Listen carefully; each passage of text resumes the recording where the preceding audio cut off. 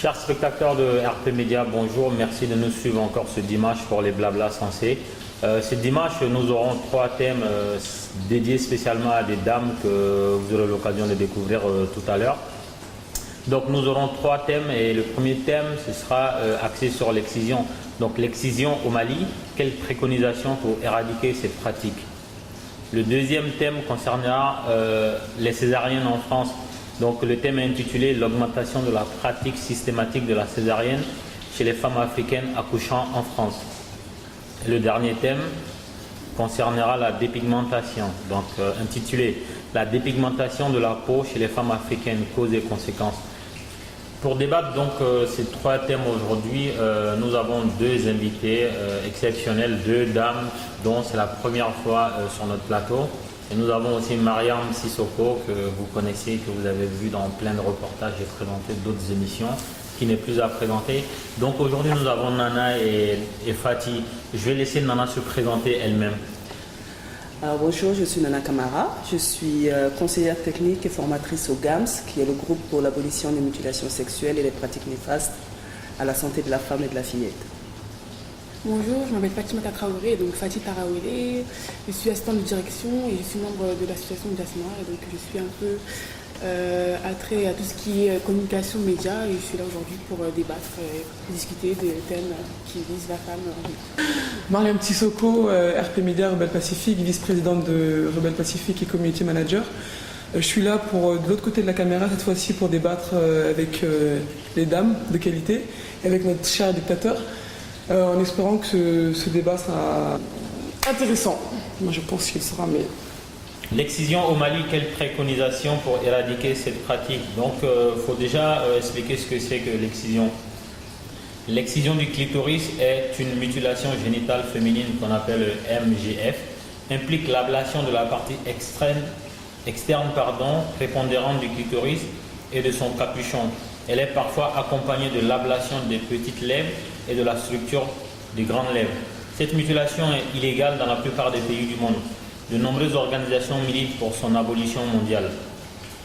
On va ensuite passer aux différents chiffres inhérents à cette pratique dans le monde. Mais avant d'en arriver là, on va laisser notre spécialiste du jour, Nana, dire ce qu'elle pense de ce thème-là, des méthodes qui sont envisagées à l'échelle mondiale pour éradiquer cette pratique aussi bien dans les pays du Sud et dans les pays du Nord. Donc Nana.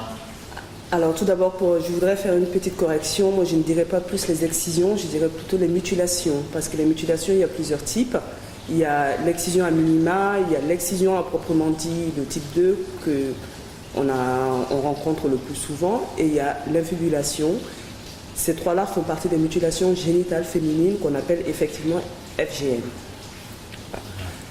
Et c'est vrai que c'est interdit un peu partout, en fait. Juridiquement. En fait, juridiquement, c'est interdit, mais il y a certaines communautés, certains pays qui l'autorisent ou qui tolèrent la pratique. Comme le cas de la France, il n'y a pas de loi à proprement dit qui l'interdit, mais ça rentre dans le droit commun qui est l'interdiction de toutes les mutilations, de toutes les formes de mutilation. Et en parlant du Mali, il n'y a pas de loi qui interdit effectivement non plus les mutilations, les excisions, mais ça rentre dans le cadre du droit commun, comme la France. Mais aujourd'hui, Nana, quelles sont, à votre connaissance, les préconisations qui sont adoptées dans les pays qui ont la volonté d'éradiquer ce fléau-là? Quels sont les moyens mis en œuvre aujourd'hui pour arriver à bout de ce fléau-là? Les moyens préconisés, ce sera plus la sensibilisation de la masse populaire pour expliquer les méfaits de l'excision sur le corps et sur le psychisme de la femme. À savoir les complications gynécologiques, les complications dans la vie courante même, et ainsi que certaines atteintes psychologiques chez les jeunes filles. Donc on va écouter Fatih Traoré de Jasma. Il faut rappeler quelques chiffres. Entre 100 et 140 millions de femmes ont subi une excision, principalement en Afrique. Environ 2 millions de fillettes sont susceptibles de subir une telle mutilation tous les ans. Selon une étude de l'INED, c'est l'Institut national des études démographiques, 50 000 femmes ont subi des mutilations sexuelles et vivent actuellement en France. Et donc Fatih Traoré, vous qui avez la double culture, enfin, comme toutes les dames ici présentes sur ce plateau, quelle est votre approche en termes de solutions pour éradiquer cette pratique-là? Moi, je pense que pour éradiquer l'excision, je pense que c'est une solution globale. Donc, du coup, je pense qu'il faut l'appui des hommes, il faut aussi le travail des femmes, il faut que les moins jeunes, les plus jeunes travaillent ensemble pour pouvoir éradiquer. Parce que si c'est une pratique qui existe depuis des millénaires, il faut que toutes les générations soient impliquées pour pouvoir éradiquer cette pratique par la sensibilisation, expliquer les risques, discuter et surtout venir, comment dirais-je, de remonter à l'histoire de l'excision, parce que l'excision, c'est pas dans la religion, c'est plus une coutume qui est venue d'Orient, d'Égypte antique, et comment aujourd'hui l'approcher et se dire que c'est pas une pratique qui doit perdurer aujourd'hui, tout simplement. Lorsqu'on regarde les raisons évoquées pour exécuter l'excision, on a entre autres la préservation de la virginité, donc de la femme, l'amélioration du plaisir masculin par le rétrécissement du vagin ou de l'orifice vaginal, l'interdiction de l'accès à l'orgasme pour les femmes, parce qu'il faut rappeler que dans la plupart des sociétés qui pratiquent l'excision, l'orgasme féminin est quelque chose de tabou, on n'en parle pas, ça n'existe pas, ça ne devrait pas exister. Et il y a aussi des raisons d'hygiène, des raisons esthétiques, et le patrimoine culturel ou traditionnel aussi incite à garder cette pratique-là. Mais il faut aussi rappeler l'origine des sensibilisations ou même des tentatives de faire comprendre aux gens que c'est un risque pour les femmes. C'est pas un besoin spontané qui est venu dans les sociétés qui pratiquent l'excision. En fait, il a fallu un brassage des cultures. C'est-à-dire que des gens de la culture du Sud, même nés hors de leur pays, on va prendre l'exemple d'une Malienne née en France, donc qui se met à pousser la réflexion avec des Maliennes nées au Mali. C'est comme ça que l'idée de comparaison est arrivée. C'est comme ça que les premiers prémices des questions qu'on est amené aujourd'hui à se poser sont nées. Et donc les gens se sont dit que c'était un danger pour la femme. On le remarque au niveau des accouchements, on le remarque au niveau des stérilités, on le remarque au niveau de plein de choses. Et donc Mariam Sissoko de RP Média, vous qui travaillez aussi dans le domaine sanitaire, quelle est votre approche de cette question-là? En fait, moi, je rejoins parfaitement ce que disaient Fatih et Nana. Je suis tout à fait d'accord avec elles. Il ne suffit pas seulement de le dire, de faire des lois et de dire qu'il faut éradiquer l'excision. C'est pas seulement ça, c'est plus profond que ça. Il faut travailler en amont. Il faut faire beaucoup de prévention dans les écoles, au niveau de l'éducation, au niveau de la santé. Quand il y a une consultation médicale ou autre, ou gynécologique ou n'importe quelle consultation, qu'un médecin déjà, qu'il explique aux enfants, aux jeunes enfants, qui leur disent qu'il faut que l'excision c'est pas forcément une bonne chose, que ça n'apporte rien en soi et qu'elles ont le droit de refuser l'excision pour les jeunes filles qui vivent au Mali. Mais pas seulement, il y a des jeunes filles aussi qui sont nées ici, qui sont parties lors de leurs vacances scolaires, qui ont été excisées. Ça aussi c'est un autre débat. Enfin, en France, ce qui nous a un petit peu sauvés, c'est que la justice française a condamné des femmes dans les années, au début des années 2000, elles ont été condamnées à 5 ans de prison chacune. Et c'est ce qui a fait aujourd'hui que l'excision a régressé un petit peu en France. Je pense qu'il y a encore des pratiques. Mais je pense qu'il faut travailler. Faut travailler en amont. Faut déjà commencer dès le plus jeune âge et après travailler avec les mères de famille, leur expliquer que ça n'apporte rien, que des problèmes. Faut leur expliquer les conséquences. Il faut leur expliquer les conséquences psychiques, comme disait Nana. C'est un ensemble. Donc il faut rappeler que l'excision n'a pas forcément un fondement religieux ou un fondement religieux musulman, parce qu'il y a des communautés chrétiennes au Ghana et au Togo, au sud du Nigeria, au Burkina Faso et au Kenya, donc en Afrique de l'Est en général, qui pratiquent les mutilations sexuelles. Donc en fait, c'est pas un truc, c'est pas une situation propre à l'islam.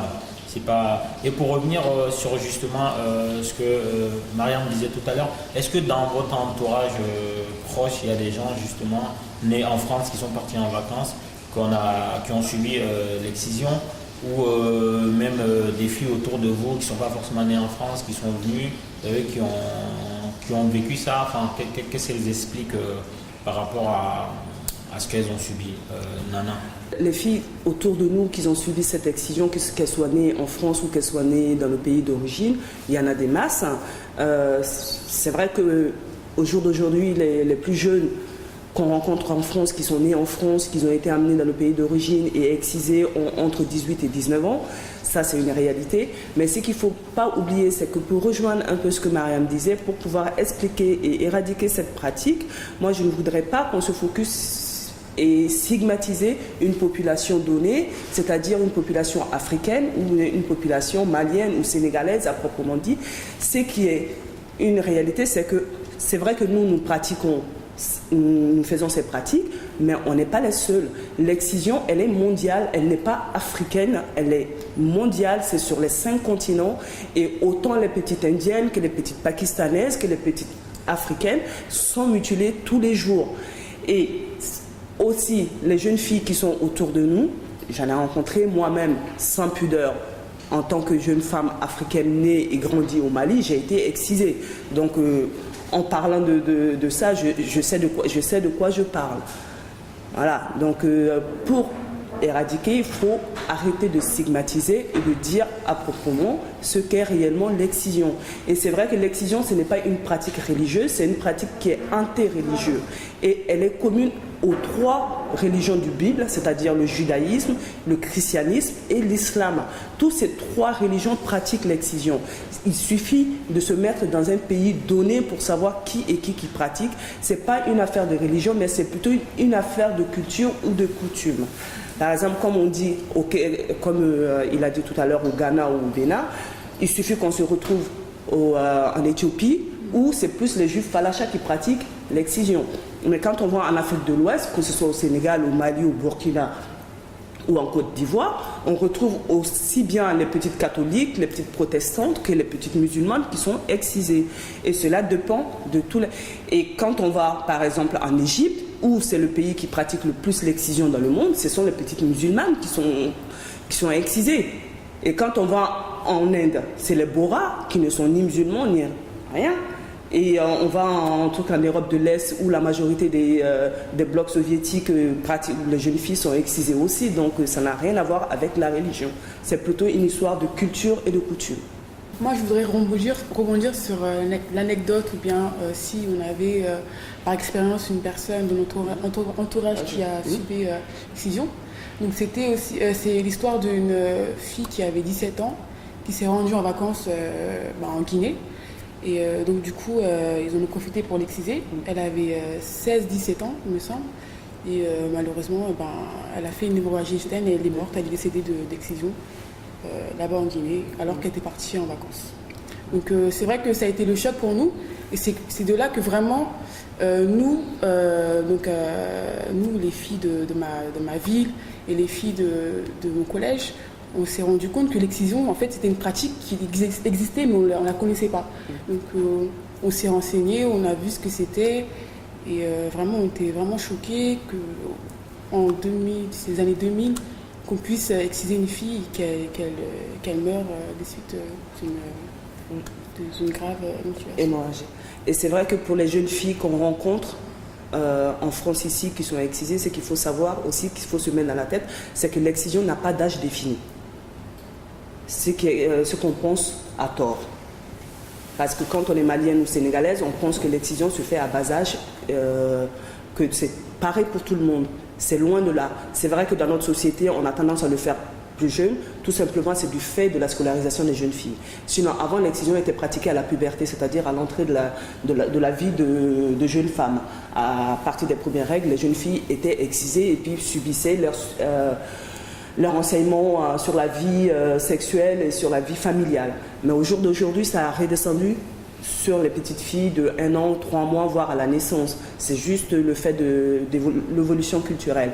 Mais il y a certaines communautés, par exemple, quand on va vers le peuple bénin, Par exemple, au Nigeria, le Bénin, eux, quant à eux, ils pratiquent l'excision à la naissance du premier enfant. C'est-à-dire que quand la jeune femme, elle va accoucher de son premier enfant, elle est excisée. Et il y a d'autres aussi, c'est à la veille du mariage que la jeune fille est excisée. Donc il n'y a pas d'âge défini.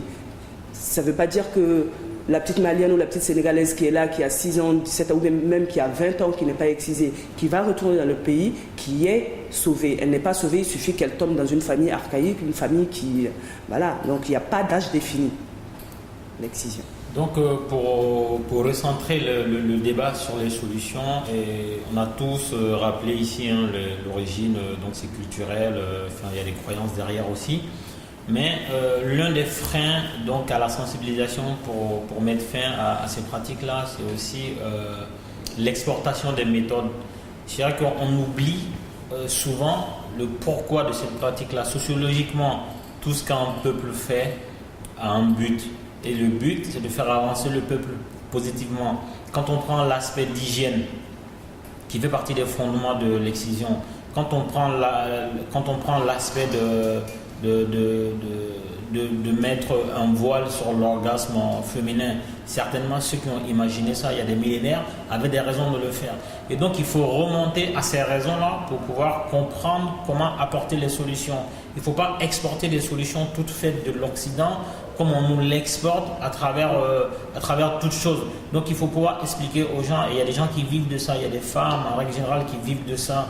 Donc il faut pouvoir former ces femmes-là vers d'autres métiers, financer à travers des projets, des moyens de revenus à ces femmes-là et leur faire comprendre que leur pratique, certes, c'était nécessaire à un moment donné, mais aujourd'hui, la réalité avec des exemples précis de la vie de tous les jours font que il y a quelque chose de néfaste aujourd'hui. Il ne faut pas rester à Paris ou à Londres ou à Washington et parachuter un texte, dire oui, l'excision c'est une mauvaise chose, il faut arrêter tout de suite. Non, il faut remonter à l'origine, il faut expliquer aux gens, il faut comprendre les gens dans leur volonté de respecter ce qui est leur culture, même si pour certains c'est négatif. Les premières victimes de l'excision, ce sont les Maliennes, les Sénégalais, les Ivoiriens, les Burkinabés. Et donc, c'est dans ces différents pays-là où c'est pratiqué, où, comme Nana l'a dit, c'est un problème mondial, mais la partie du monde où les peuples sont les plus indexés, c'est dans le sud. Et donc, il faudrait que la solution soit apportée par des hommes et des femmes du sud envers les populations locales. Donc moi, en fait, je voulais juste rebondir sur ce que vous avez dit, mais tu l'as dit, en fait, je pense que l'excision aussi, c'est aussi de discuter avec les exciseuses, donc qu'elles abandonnent leur coutelas ou leur lame pour pouvoir aussi éradiquer cette pratique. Parce que c'est des femmes aussi c'est un métier, donc c'est leur gagne-pain, donc elles nourrissent leurs enfants comme ça. Donc c'est aussi trouver une alternative à ces femmes-là, un travail ou je ne sais pas, le maraîchage ou bien la couture ou d'autres activités pour pouvoir gagner leur argent. Et je pense que s'il n'y a plus d'exciseuses et si la pratique ne se transmet pas de génération en génération, donc là aussi on pourra aussi, c'est aussi un moyen d'éradiquer cette pratique encore dans le pays. Moi, je voulais juste rebondir sur ce que tu disais, Malé, sur le principe que les exciseuses réapprennent. En fait, c'est une bonne idée. Ça me fait rebondir sur le film de Fatoumata Coulibaly, Moladé. C'est un film qui parle de l'excision. Et ce film, c'est l'une des actrices principales. Et à travers ce film-là, on voit le combat qu'elle mène pour que sa fille ne soit pas excisée. Et cette femme, Madame Fatoumata Coulibaly, elle lutte contre l'excision, mais elle de façon très simple. Ce qui fait qu'elle va dans les villages, dans les contrées assez reculées. Elle discute plutôt avec les hommes pour leur expliquer. Est-ce qu'ils ont des difficultés. Elle est sans tabou, donc elle y va direct, elle y va franchement, elle discute beaucoup avec les hommes. Et de fil en aiguille, ils commencent à comprendre que l'excision n'est pas forcément une bonne chose, que c'est plus, qu'ils rencontrent des difficultés qui sont plus liées à ça. Et après, elle débat aussi avec les femmes, avec les jeunes filles qui leur parlent de leurs problèmes intimes. Et de là, elle leur explique que c'est plus lié à l'excision. Et de fil en aiguille, ça se transmet de village en village et elles comprennent de plus en plus que l'excision n'est pas forcément une bonne chose. Moi, je voudrais juste rebondir sur le fait de le parachutage de l'idée de l'abolition de l'Europe vers l'Afrique. Alors moi, je ne suis pas tout à fait d'accord sur ça parce que la lutte contre l'excision, contre ces pratiques, toutes les mutilations en général envers les femmes, ce n'est pas une idée parachutée du Nord par rapport de l'Europe vers l'Afrique. C'est une idée qui est partie de l'Afrique. Alors, depuis longtemps, depuis plus de 30-40 ans, il y a les femmes en Afrique qui luttent contre ces pratiques. Ça a engrainé la fédération de plusieurs États africains, notamment les 28 États africains qui pratiquent l'excision, qui se sont confédérés en comité. Alors le comité interafricain est né depuis 1984 et de 1984, ils ont eu à élaborer la première loi interdisant explicitement l'excision sur le continent. Alors c'est le protocole de Maputo. C'était la première loi mondiale. Alors ce n'est pas une loi, ce qui est de l'éradication le dépôt de couteaux des femmes exciseuses, ça ne vient pas de l'Europe, mais ça vient des associations africaines. Et ce, depuis bien longtemps, c'est de cette manière que nous travaillons sur le terrain. Alors les exciseuses qui décident d'arrêter l'excision sont formées effectivement à différents métiers de leur choix. Mais généralement, celles qui le désirent nous rejoignent dans la lutte. C'est elles qui expliquent à leurs ex-consoeurs ce qui est mal. C'est qu'eux, ils pensaient faire du bien alors que c'est mal. Et c'est une pratique qui est courante. Et au jour d'aujourd'hui, les femmes qui sillonnent les campagnes, les villages pour expliquer le méfait de l'excision sur les jeunes filles, la majorité, ce sont les ex-exciseuses. Ah, donc ce n'est pas... Ça, le fait de dire que c'est un combat qui est parachuté ou des solutions qui sont parachutées du Nord, nous, on combat ça parce que ce n'est pas du tout le cas.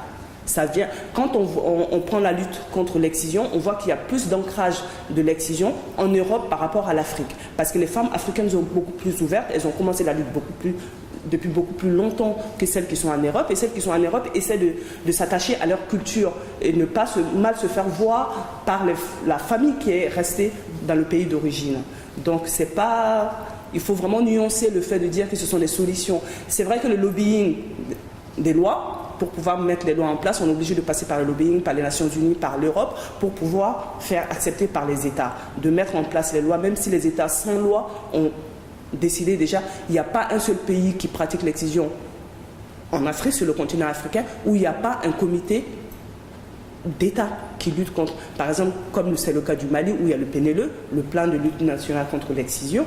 Dans tous les pays, les 28 pays africains, il y a ce programme national, même s'il n'y a pas de loi spécifique. Et au jour d'aujourd'hui, même le Mali, où il n'y a pas, parce que c'est le Mali où on parle aujourd'hui, où il n'y a pas de loi spécifique interdisant l'excision, il y a eu la mise en place des numéros verts dénonçant les excisions où les familles pouvaient appeler au 0800 pour dénoncer l'excision de petites filles.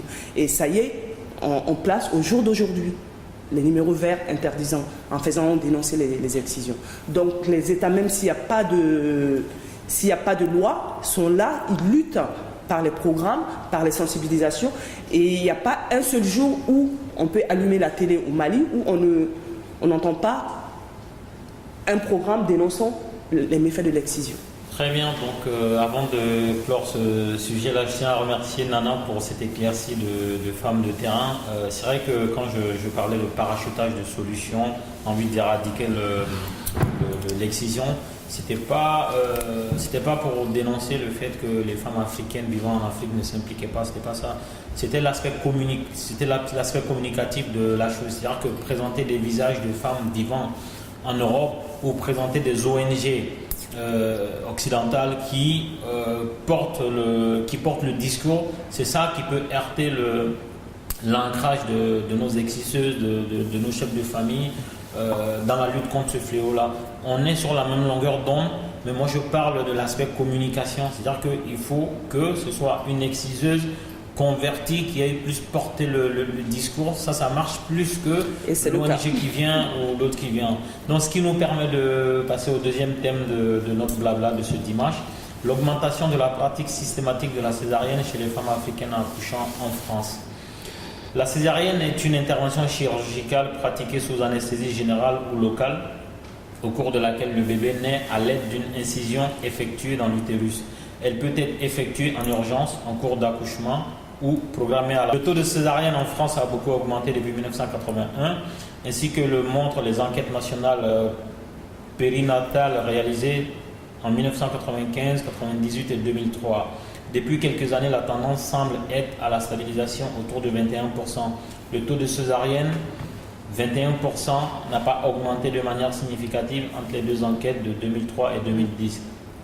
Vous êtes toutes des dames ici appelées à accoucher ou à avoir déjà accouché.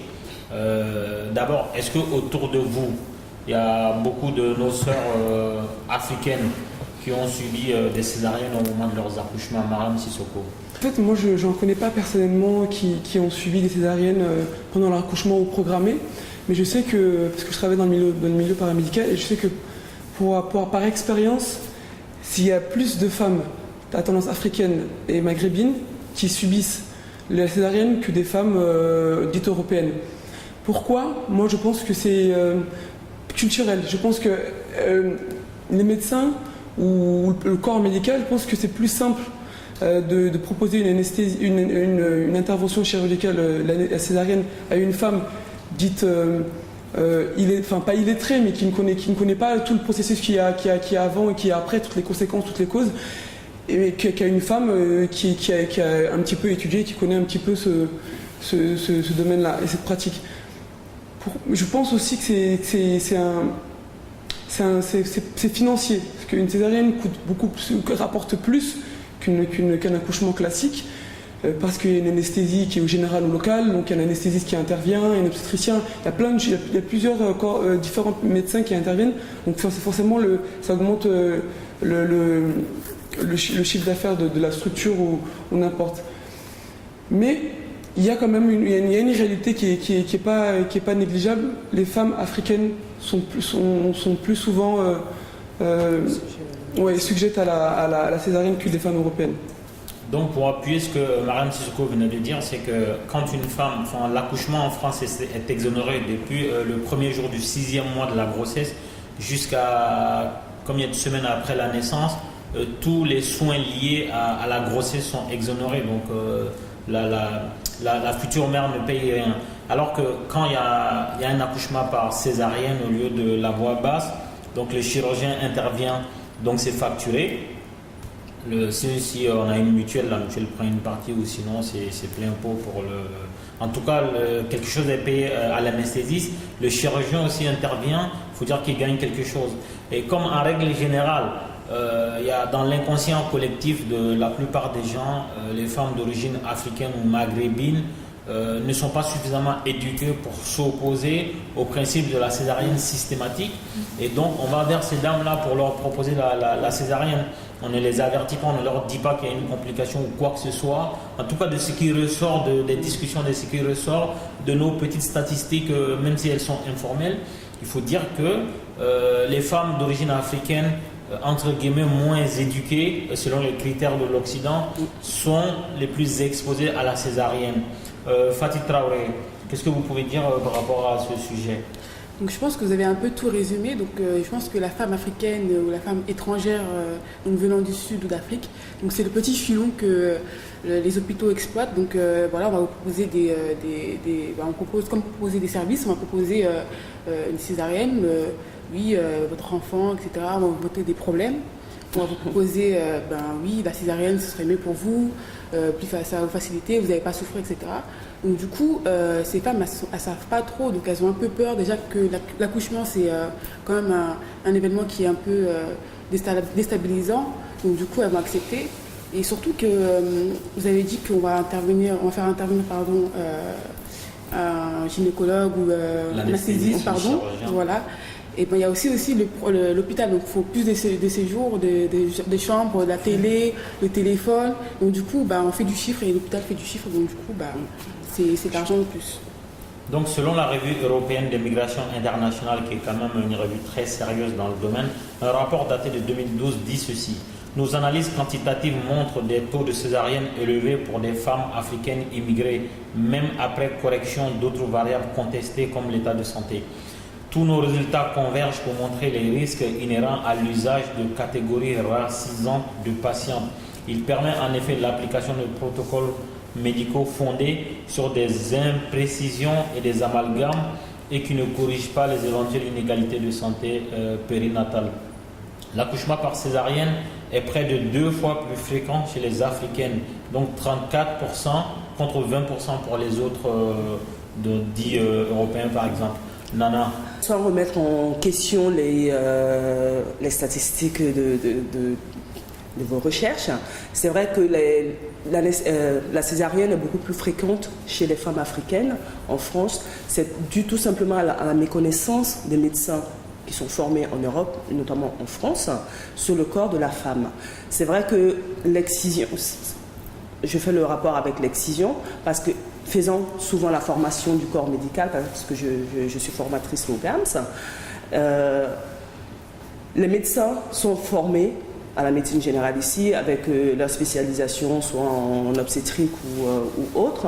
Mais ces médecins, c'est vrai que l'excision ayant été abolie ici depuis un certain nombre d'années, donc les médecins ne suivent pas ces cursus-là dans leur formation médicale. Donc les femmes africaines qui sont ici présentes, la majorité, 90%, sont excisées. Et les médecins ont une méconnaissance totale de cette pratique. Et ce qu'il faut savoir aussi, c'est que quand une femme est excisée, pour faciliter l'accouchement, il faut généralement faire une épisiotomie. Et l'épisiotomie sur une femme africaine, la majorité aussi, 75 à 80% des femmes africaines ont la peau kéloïde. C'est-à-dire que quand on fait une épisiotomie, à la cicatrisation, il y a la formation des kéloïdes qui sont très très douloureuses pour les femmes africaines et souvent il faut l'intervention chirurgicale par laser pour enlever ces kéloïdes. Et pour éviter tous ces inconvénients aux femmes généralement et les médecins ne voulant pas s'avancer directement vers d'autres soins à prodiguer à la femme et éviter ces désagréments, préconisent systématiquement la césarienne. Bon, c'est vrai que la césarienne aussi, il y a une cicatrisation, mais elle est beaucoup moins inconvéniente que sur la partie génitale. C'est pour ça qu'il y avait systématiquement ces césariennes sur les femmes. Et puis ce qu'il faut savoir aussi, c'est que les femmes, l'excision, quand une femme excisée accouche, plus il y a de poussées, plus il y a risque de fistule. Alors les fistules vésico-vaginales ou vésico-recto-vaginales sont beaucoup plus fréquentes à la poussée. Et généralement, les femmes africaines ayant été mariées très tôt, donc le col étant fragilisé, il y a ces risques-là. Et pour éviter tous ces risques, donc les médecins préconisent systématiquement les césariennes. Moi, je ne pense pas que c'est dû au fait qu'elle soit illettrée ou qu'elle soit pas... Moi-même, je dis pas sans pour autant être une savante, mais je pense que je suis assez et j'ai eu à avoir 2 césariennes. Tout simplement du fait que la cicatrisation risquait d'être kéloïde. Pour revenir un peu sur ce que Nana disait, ce n'est ni dans l'optique de dire que je suis d'accord ou je ne suis pas d'accord, mais si ce que vous dites est vrai, c'est très très grave. En gros, sous prétexte que des femmes enceintes qui sont prêtes à accoucher sont d'origine africaine, il faut penser systématiquement à la césarienne, c'est très grave. Les médecins sont là pour s'occuper de la totalité de la population dans une région géographique donnée. Et même si 100% des femmes ou 99,99% des femmes africaines avaient été excisées, on ne peut pas, quand une femme va accoucher, plusieurs mois en avant, il y a une batterie de tests, il y a une batterie de contrôle, donc on peut déterminer en avance et plusieurs mois en avance si telle femme est excisée ou pas. On ne peut pas occulter le fait qu'il y a du chiffre à faire. Aujourd'hui, quand on regarde l'organisation des hôpitaux, qu'elles soient publics ou privés, c'est un business. Même l'État se désengage. Tous les jours, il y a des grèves au niveau des sages-femmes, il y a des grèves au niveau des hôpitaux. On ne peut pas occulter le fait que l'hôpital est devenu un business comme une firme internationale telle que Coca-Cola ou Marlboro. On ne peut pas l'occulter. Et le fait de dire que le fait d'avancer tout ce que vous avez dit, qui sont certes vrais, ne peut pas excuser l'application systématique de la césarienne sur les femmes d'une certaine origine. Donc, on va écouter Mariam déjà pour voir ce qu'elle en pense, elle qui est dans le milieu hospitalier, par rapport à ce que Nana vient de dire. Par rapport à ce que Nana vient de dire, ce qu'elle dit n'est pas faux. Mais je suis d'accord avec toi, Malé, on peut pas définir à l'avance qu'une femme va subir une césarienne parce qu'elle est africaine ou parce qu'elle est maghrébine. C'est totalement raciste, c'est totalement anti. C'est pas professionnel, quoi. Ça sort de la déontologie du domaine du médical ou paramédical. Mais c'est pas seulement ces choses-là, Nana. Il y a aussi des pressions des pressions psychologiques qu'ils font vis-à-vis des patientes. Ils leur disent oui, mais vous comprenez, si vous ne faites pas cette césarienne-là, peut-être que demain vous n'aurez plus d'enfants, ou peut-être que si vous accouchez par voie basse, vous risquez d'avoir telle et telle chose. En fait, ils les font peur. Elles ont peur, donc après, comme elles ont peur, forcément elles cèdent. Mais c'est pas moi, ce qui me peine le plus, c'est qu'on ne leur explique pas le pourquoi du comment. Elles pourraient très bien comprendre. J'ai envie de parler d'un exemple. Dans ma propre famille, c'est une cousine dont je vais taire le nom, que j'aime bien, que j'embrasse, et c'est d'elle que je parle. Moi, au mois de juin, je suis parti au Mali. Avant de partir au Mali, elle était en phase d'accouchement. On ne savait pas quand est-ce qu'elle allait accoucher. Et moi, j'avais bien envie d'être là, être parmi les premiers à avoir son bébé. Donc, elle m'a dit, 3 semaines en avant, on lui a dit à l'hôpital, c'était un hôpital de Saint-Denis. Donc, on lui a dit, vous allez venir le 24 juin et on va vous faire une césarienne. Moi, je n'ai pas vu d'inconvénient parce que j'ose croire à la bonne foi et au respect de la déontologie du médical quand ces gens s'expriment, ils se prononcent sur un cas. Donc elle m'a dit le 24, je vais venir, on va me faire une césarienne. Elle non plus, pourtant c'était son deuxième bébé. Et elle n'a pas vu d'inconvénient. Et ensuite, quelqu'un d'autre dans mon entourage a dit non, c'est pas possible. Il n'y a pas de fondement à ça. On ne peut pas décréter 3 semaines en avant qu'on va faire une césarienne à quelqu'un. C'est pas possible. Et moi, j'ai dit à cette personne que, mais t'en sais rien, ce sont des médecins qui parlent, ce sont des sages-femmes, elles en savent mieux. Non, elle a dit non.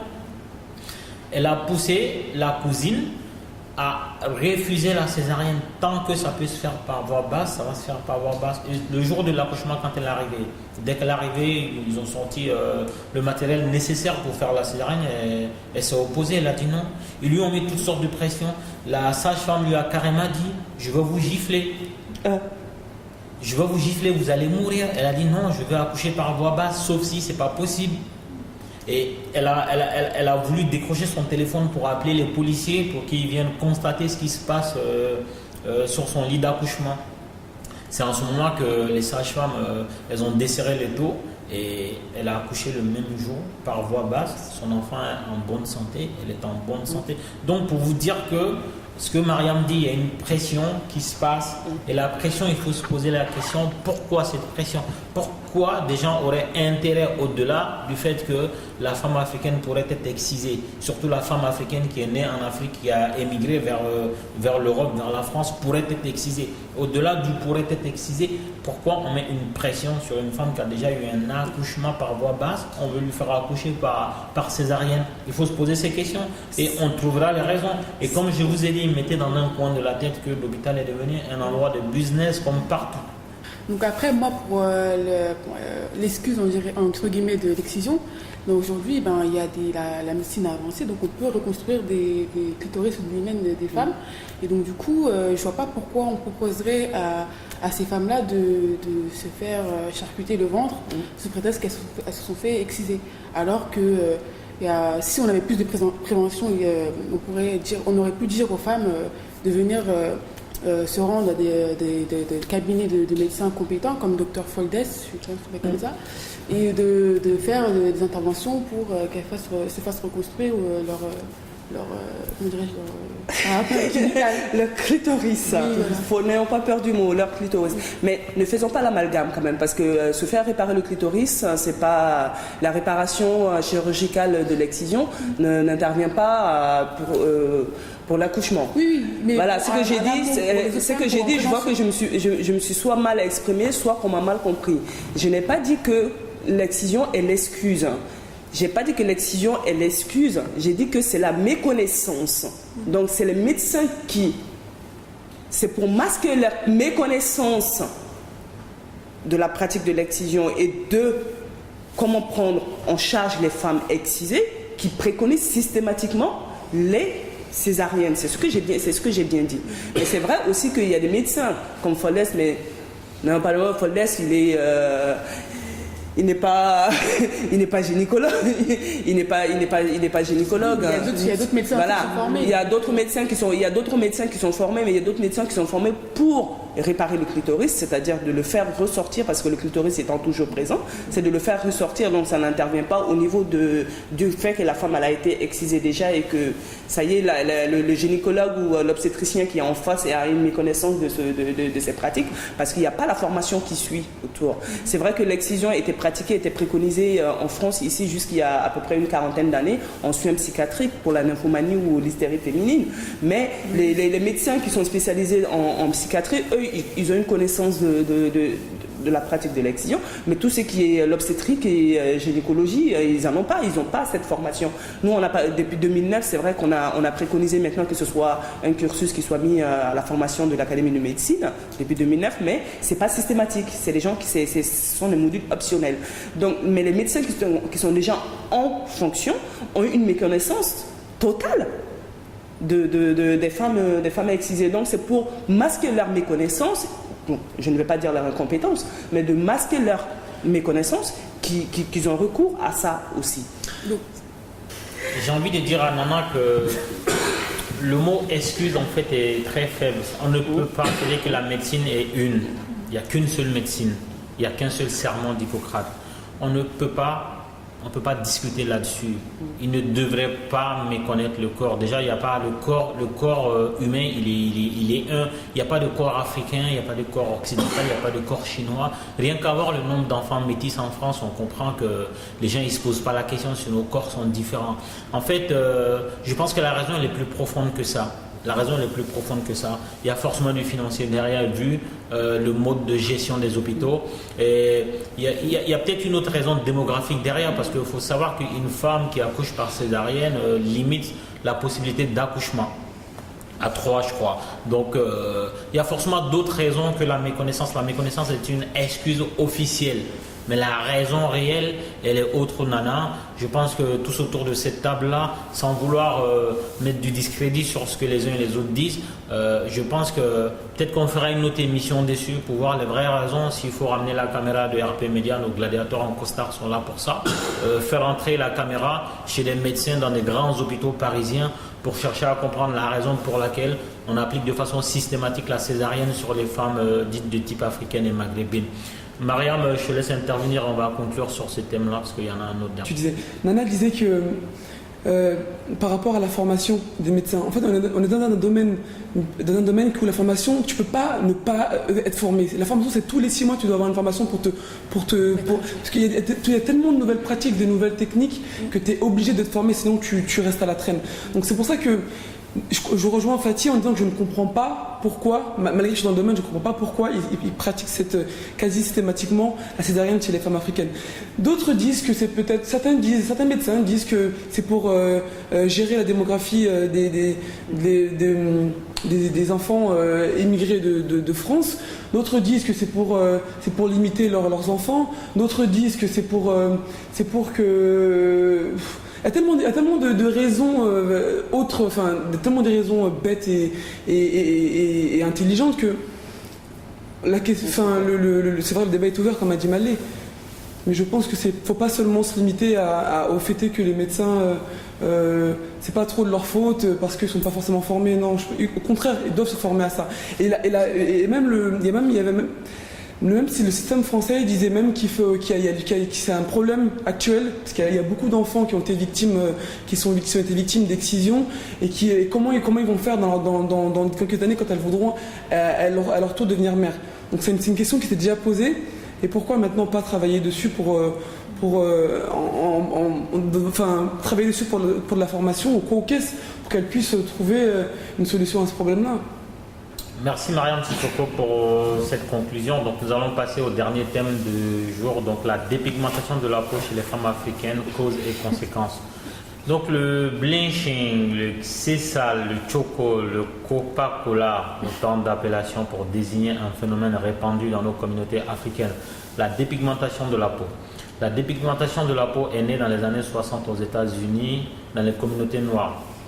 Le pouvoir blanchissant de l'hydroquinone fut découvert par les ouvriers travaillant dans le milieu du textile ou du bâtiment, entre autres. On utilise en effet ce produit pour délaver les jeans par exemple. L'hydroquinine fut depuis utilisée pour se blanchir la peau et ce phénomène se propagea à échelle internationale. Nana, Oui. pourquoi tu as gardé ta couleur ébène? Pourquoi tu n'as pas blanchi un peu pour ressembler à la majorité des gens? Pourquoi je n'ai pas blanchi pour ressembler à la majorité des gens? Parce que si Dieu avait choisi que je naisse blanche, je serais née blanche. Mais il a choisi que je naisse noire, donc pourquoi changer ce que Dieu a créé? Tout simplement. Quelles sont les causes et les conséquences de ce phénomène de plus en plus répandu chez nos sœurs ou même nos frères hein, parce que... Même nos frères, plus nos frères que nos sœurs. Ah non, je crois pas. Croyez-moi, plus nos frères que nos sœurs. Alors ce phénomène est répandu chez les femmes. Pourquoi? Les causes et les conséquences. Moi je dirais plus les causes. Moi je pense que c'est plus... je ne saurais vraiment pas le dire, mais je pense que plutôt c'est ne pas pouvoir s'accepter. L'envie de ressembler à autre chose ou autre, mais ce à quoi comme on le dit toujours que l'herbe est verte ailleurs, peut-être on pense que l'autre couleur est beaucoup mieux que la nôtre. Ça, sans le savoir, mais il faut aller voir. Et c'est là où le bas blesse, c'est quand on va aller voir là où comment est l'autre, c'est qu'on se rend compte qu'on a fait une belle erreur et on ne peut plus retourner, d'où le phénomène de panthère. De hyène aussi. Voilà, et de hyène. Donc la conséquence, c'est qu'on se voit rejeté par les personnes à qui on voulait plaire. Ça, c'est la plus grande des conséquences, je pense. Donc c'est vrai que dans notre communauté, il y a beaucoup de Michael Jackson, même si je respecte les raisons officielles de son blanchiment de la peau. D'ailleurs, j'étais un grand fan de Michael Jackson. Rest in peace, Michael Jackson. D'où vient cette volonté de se blanchir la peau? Certainement d'une nécessité de plaire. Être clair étant considéré comme un signe de beauté et de réussite sociale. D'autres personnes vont utiliser ce produit pour uniformiser leur teint, effacer les taches de visage rapidement par soi-même sans consulter un médecin spécialisé. Selon Ferdinand Inzeb, psychologue à Paris spécialisé dans la psychologie des communautés africaines, cette attitude des Noirs par rapport à la couleur de la peau procède d'un profond traumatisme post-colonial. Le blanc symbolisé par sa carnation reste inconsciemment un modèle supérieur. Pas étonnant dans certaines conditions qu'un teint clair s'inscrive effectivement comme un puissant critère de valeur dans la majeure partie des sociétés africaines. Madame Sissoko, est-ce que vous êtes déjà blanchi la peau pour aller à un mariage? Que Dieu m'en préserve? Pas du tout. Alors pour vous, quelles sont les causes et les conséquences de ce phénomène? Moi je pense que les causes, c'est lié à l'actualité, à la société actuelle. La société veut et aime les gens clairs. C'est comme ça, on ne peut rien. La société actuelle préfère les gens qui sont les Africains, les gens de personnes de couleur noire, mais plus ceux qui tendent plus vers le métis que le noir qui tend plus vers toi, Malé, dans son temps, Malé.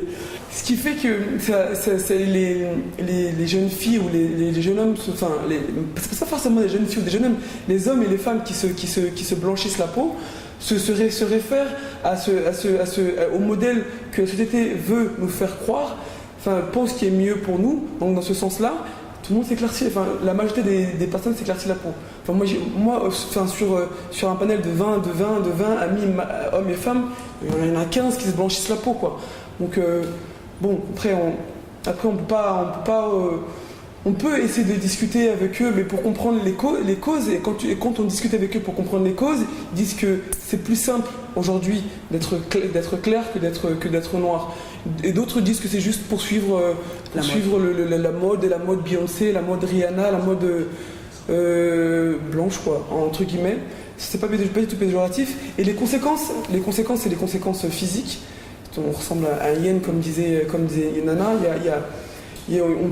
On perd. En plus, je pense qu'il y a aussi une conséquence psychologique, parce que plus on va vouloir chercher à être clair, plus on va se rendre compte que ça ne résout pas nos problèmes, et plus on va poursuivre de ça, et plus on va s'abîmer la peau, et on va avoir des conséquences autres que que physique. Certains oublient que la dépigmentation artificielle de la peau, l'une des conséquences principales, c'est pas forcément le blanchiment de la peau. Il y a un risque de cancer de la peau, il y a un risque de mort. On peut mourir d'une infection sanguine. Un simple rayon de soleil peut tuer un être humain parce que il s'est dépigmenté la peau. C'est une des conséquences aussi liées à ça. Moi, je pense qu'il faut voir ces phénomènes-là d'une manière un peu plus globale. Par exemple, vous allez voir, nous, les Africains, on va peut-être s'éclaircir la peau. Vous allez avoir aussi, les Asiatiques ou les Chinoises particulièrement qui vont se débrider les yeux pour ressembler à des Occidentales. Mais pour revenir aussi au décapage, pour moi c'est le décapage, c'est que c'est un phénomène qui c'est devenu une mode. C'est de ressembler peut-être à nos stars qui sont claires, les Rihanna qui s'éclaircissent la peau, les Beyoncé qui s'éclaircissent la peau, qui sont aussi véhiculées comme une forme de réussite sociale. Donc si vous êtes clair, vous allez réussir. Si vous êtes noir, vous n'allez pas réussir, vous n'allez pas trouver de travail, vous ne serez pas marié, vous ne servez à rien, alors que c'est faux. Donc je pense que nous aussi, à notre courte échelle, c'est de renvoyer des images de personnalités ou de personnes beaux, belles, avec leur teint naturel. Donc je pense qu'il y a suffisamment dans la communauté malienne des femmes noires qui ont réussi parce qu'elles sont noires. Par exemple, vous avez Ina Modja qui est foncée, qui est belle. Vous avez la malienne sénégalaise Aïssa Maïga qui est foncée, qui est très très belle. Vous avez aussi, je ne sais pas si vous la connaissez, Kida Sissoko qui est très belle, qui est mannequin. Et je pense qu'il faut que nous, on renvoie cette image-là de se dire qu'il y a des femmes noires qui sont belles et que se blanchir la peau, c'est pas normal, déjà d'un point de vue sanitaire, c'est très très grave. Vous avez des plaies, vous avez de l'hirsutisme, vous avez aussi on parlait de l'accouchement par césarienne par exemple. Pour recoudre les tissus, cicatrisation, c'est pas possible. Pour aussi des accidents de la route, imaginez qu'on doit vous opérer du genou, on va vous faire une amputation parce qu'on ne peut pas recoudre des tissus. Donc c'est hyper grave. Il faut rappeler que dans nos sociétés, parce que pour recentrer le débat, on parle des sociétés africaines, c'est vrai que d'autres sociétés ont ces problèmes-là. Mais aujourd'hui, dans ce cadre-là, on a décidé de parler du cas des sociétés africaines. Il faut rappeler que nos modèles, c'est vrai que ce n'est pas une question d'illettré cette fois-ci, ce n'est pas une question d'éducation cette fois-ci. C'est un problème plus profond que ça. On a des gens, moi j'ai vu par exemple en Côte d'Ivoire et au Mali, des gens qui travaillent dans le domaine sanitaire, des gens qui ont un doctorat quand même en médecine, qui se décapent la peau. Et quand vous regardez le paysage audiovisuel dans ces pays-là, dans toute l'Afrique de l'Ouest, vous avez des présentatrices de télé, du journal télévisé, c'est quand même le summum de l'information dans un pays. La présentatrice du journal télévisé est décapée. La plus grande chanteuse du pays est décapée. La femme du directeur national d'une grande société est décapée. Quand vous prenez un pays comme le Congo, le président de la République, Denis Sassou Nguesso, est décapé. Certains ministres sont décapés. Alors que ces gens sont les modèles. Aujourd'hui, quand vous prenez les gens, quand vous prenez un gamin, soit il veut devenir footballeur, soit il veut devenir président de la République, soit il veut présenter le JT, soit il veut être ministre. Et quand vous trouvez parmi ces modèles-là, c'est des modèles dont le niveau est quand même très élevé. Quand vous prenez des gens dans ces modèles-là qui sont eux-mêmes décapés, ça pose le problème. Un pays comme la Gambie, au début des années 2000, après la décision de radier, ils ont donné un ultimatum aux travailleurs du secteur public et aux gens qui travaillent aussi à la télé, dans les médias.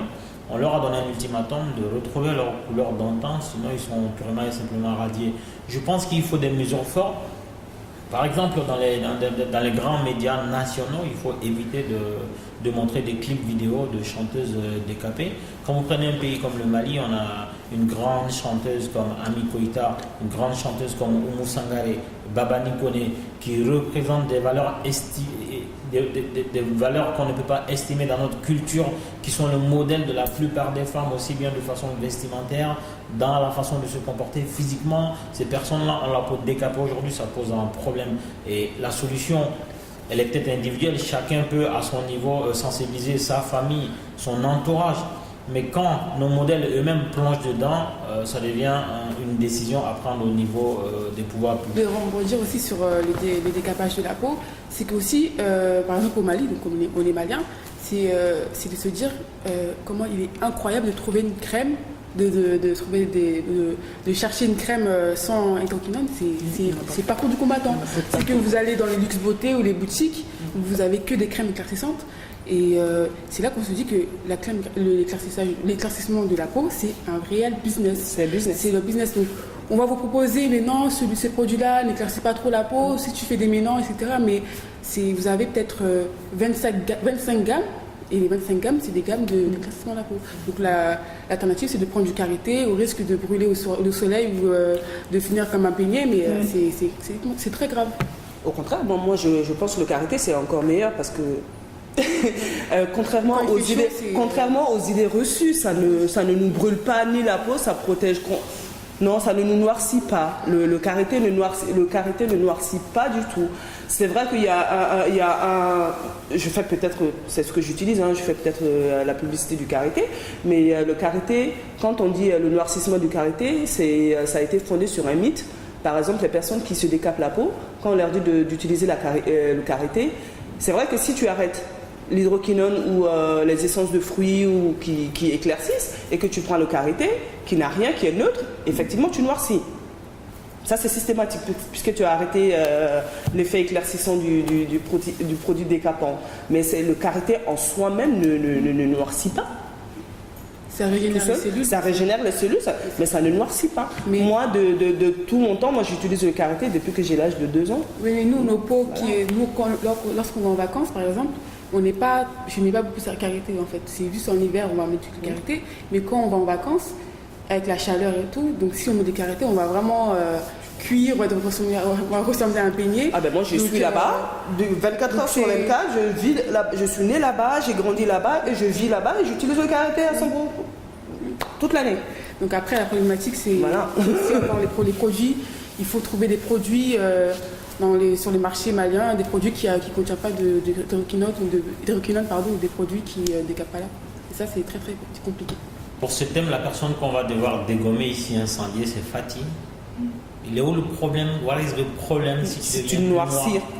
Si tu deviens plus noir, il est où le problème? Il est où le souci? Mais je disais que si vous mettez du karité, vous allez devenir comme un beignet. C'est-à-dire que vous allez transpirer, vous allez avoir chaud.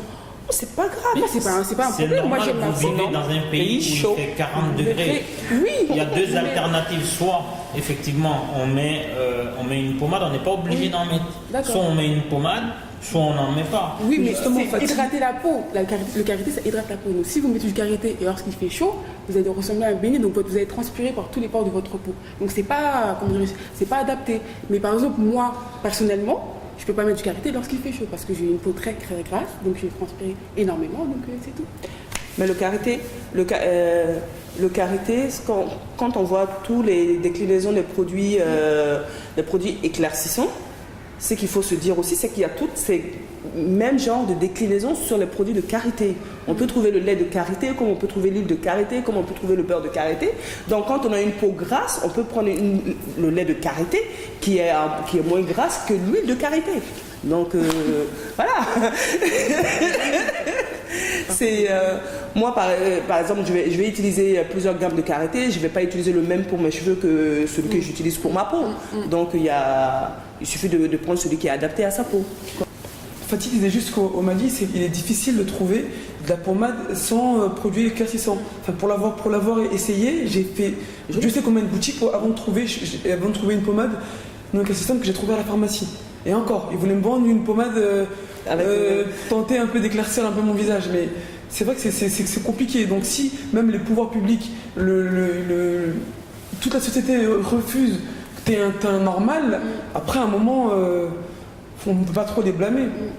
Qu'ils n'ont pas d'alternative. Après, peut-être qu'il y a des filles qui ne vont pas être d'accord avec moi, mais il y a aussi un fantasme dans la tête des femmes, c'est de se dire que oui, tous les hommes veulent des femmes claires. Franchement, c'est super faux. C'est faux. Parce que moi, je pense que, après, c'est global, mais les critères de beauté de la femme, c'est surtout les femmes qui s'imposent à nous-mêmes. On s'impose, oui, il faut être clair, etc. Il faut avoir des fesses comme ci, tout ça, il faut être comme ci, comme ça. mais ce sont les femmes. Mais il y a des hommes qui vont aimer des clairs, c'est normal, il y a des hommes qui vont aimer les femmes noires, comme et les hommes naturels. Mais franchement, pour moi, c'est un fantasme de se dire que tous les hommes veulent des femmes claires, donc il faut ressembler à des femmes claires. C'est pas seulement un fantasme, Fatih, mais parce qu'il y a des hommes aussi qui disent clairement qu'ils préfèrent des femmes claires. Il y a même des hommes qui aident leurs femmes à devenir plus claires.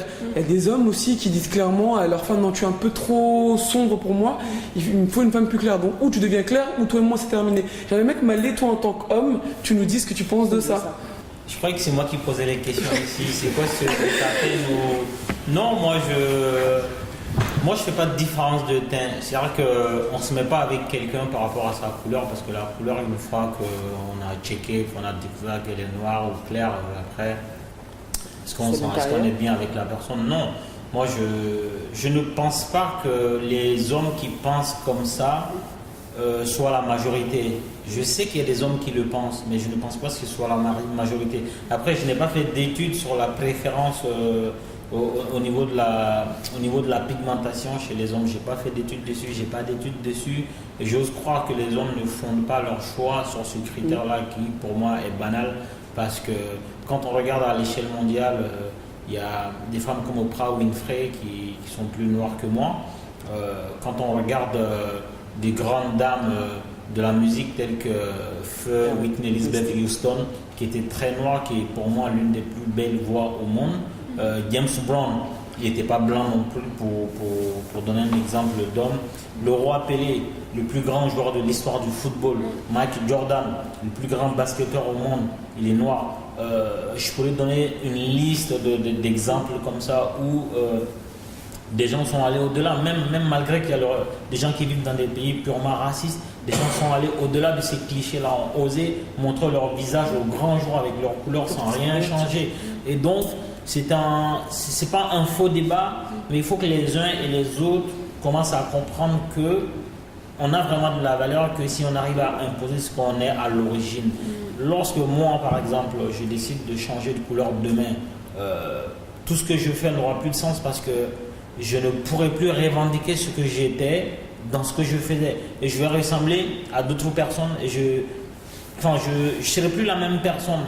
Et ça n'a pas de sens. Et la plupart des gens qui changent de couleur, donc qui changent de microcosmos à travers leur couleur de peau, en fait, ils vivent malheureux. Et je ne connais pas de personne qui ait changé de couleur de peau, qui vit heureux, parce que chaque fois, il est obligé d'affronter le regard des gens qui ont sa couleur originelle et d'affronter, de se justifier face aux gens à qui il veut ressembler. Et d'ailleurs, en changeant de couleur, très cher frère noir et très chère sœur noire, on change de couleur, on devient une ovni, un objet volant non identifié, parce qu'on n'est plus noir, mais nous on sait que tu étais noir.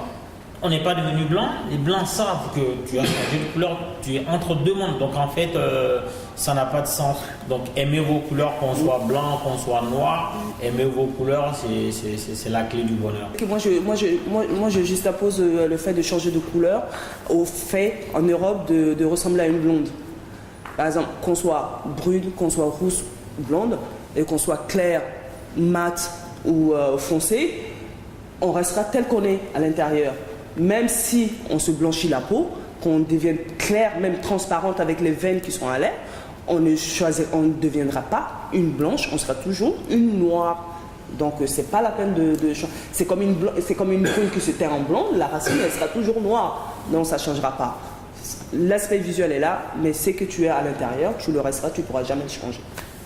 Donc cette dernière intervention de Nana met fin à notre débat des blabla sensés aujourd'hui. Donc comme tous les dimanches, nous remercions nos spectateurs de plus en plus nombreux sur notre site rpmedia.com, notre compte Twitter rpmedia, le groupe Facebook, ma page fan, les différents comptes Twitter de nos gladiateurs en costard.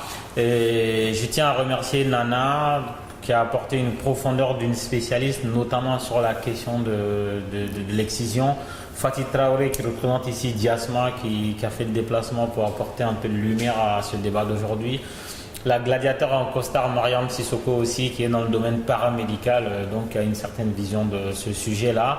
La caméra woman Fatoumata Soukouna, gladiateur en costard, qui fait un travail remarquable, qui fait un travail de montage en quasi simultané avec le tournage.